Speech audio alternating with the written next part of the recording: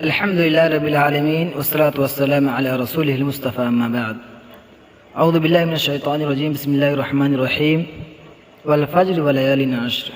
محترم سامعین و ناظرین، آپ سب بخوبی جانتے ہیں کہ ہم پر جو مہینہ سایہ فگن ہے یقیناً یہ بھی اپنے آپ میں بہت بڑی حیثیت و ممتازیت حاصل رکھتا ہے، اور یہ وہ مہینہ ہے جس کے شروع کے 10 راتوں کی بہت بڑی فضیلت ہے، جس کی قسمیں اللہ تبارک و تعالیٰ قرآن مجید کے اندر کھائی، صرف اتنا کہہ کر والفجر ولیال عشر، قسم ہے فجر کی اور ان 10 راتوں کی۔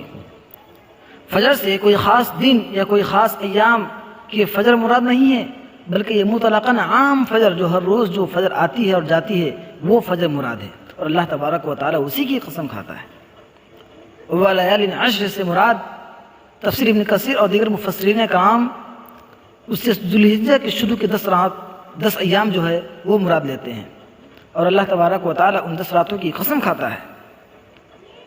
یقین جانیے کہ اللہ تبارک و تعالیٰ جن چیزوں کی قسمیں کھاتا ہے بلا شبہ اس کی اہمیت و فضیلت و افادیت بہت زیادہ ہوتی ہے، اس کی فضیلت کو اللہ تبارک و تعالیٰ بیان کرتا ہے۔ آپ یہیں پر دیکھ لیجئے، اللہ تعالیٰ نے 4 قسمیں کھائی۔ کیا کہا؟ والفجر ولیال عشر والشفع والوتر واللیل اذا یسر۔ ان 4 قسمیں کھانے کے بعد اللہ تبارک و تعالیٰ کہتا ہے کیا اتنی قسمیں عقل والے کے لیے، عقل رکھنے والے کے لیے کافی نہیں ہیں؟ پھر اس کے بعد اللہ تبارک و تعالیٰ ان قوموں کا حالت کو بیان کرتا ہے، ان قوموں کا ذکر کرتا ہے جس کو اللہ تبارک و تعالیٰ نے ان کے چال کی وجہ سے، ان کے کفر کی بنا پر اللہ تبارک و تعالیٰ ان کو تباہ و برباد کر دیا تھا۔ اور تفسیر احسن بیان میں ہے کہ یہ اہل مکہ کے لیے ہے کہ اللہ تبارک و تعالیٰ کہتا ہے سن لو، اگر تم میرے نبی کی بات نہ مانو گے، اس کے اطاعت نہ کرو گے تو میں تمہیں بھی اسی طرح ہلاک و برباد کر دوں گا جیسا کہ میں نے اس کو کیا تھا۔ بہرحال یہ دور کی بات ہے، میرا موضوع اس سے الگ ہے۔ اصل یہ کہنا چاہتا ہوں کہ اللہ تبارک و تعالیٰ کو قسمیں کھانے کی کیا ضرورت ہے؟ جس نے سارے جہاں کو بنایا، کھلا رہا ہے، اس کو قسم کھانے کی ضرورت کیا ہے؟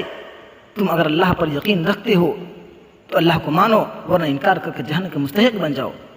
لیکن اللہ تعالیٰ نے ان 10 راتوں کی قسم کھا کر اس کی اہمیت کو، اس کی فضیلت کو بڑھا دیا۔ صحیح بخاری کی حدیث ہے، حضرت عبداللہ ابن عباس رضی اللہ تعالیٰ عنہ سے روایت ہے کہ حضور اکرم صلی اللہ علیہ وسلم نے ارشاد فرمایا کوئی دن ایسا نہیں جس میں نیک عمل اللہ کے یہاں ان 10 راتوں کے عمل سے زیادہ محبوب اور پسندیدہ۔ لہٰذا ان 10 راتوں کی عبادت، ان 10 راتوں کے ذکر و اذکار اللہ کے نزدیک بہت بڑی اہمیت رکھتی ہے اور اس کی بہت بڑی فضیلت ہے۔ صحیح بخاری کی روایت ہے اور طبرانی میں ہے، حضرت عبداللہ ابن عباس رضی اللہ تعالیٰ عنہ ہی سے روایت ہے کہ حضور اکرم صلی اللہ علیہ وسلم نے ارشاد فرمایا اللہ کے نزدیک 10 ذی الحجہ سے زیادہ عظمت والے دوسرے کوئی دن نہیں ہے، لہذا تم ان دنوں میں تسبیح و تحلیل و تکبیر تحمید کثرت سے کیا کرو، کثرت سے عبادت کیا کرو، کثرت سے ذکر و اذکار کیا کرو۔ لہذا ان دنوں میں، ان ایام میں ہر شخص کو تکبیر و تشریق پڑھنے کا خاص اہتمام کرنا چاہیے۔ تکبیر تشریق کے کلمات کیا ہیں؟ اللہ اکبر لا الہ الا اللہ واللہ اکبر وللہ الحمد۔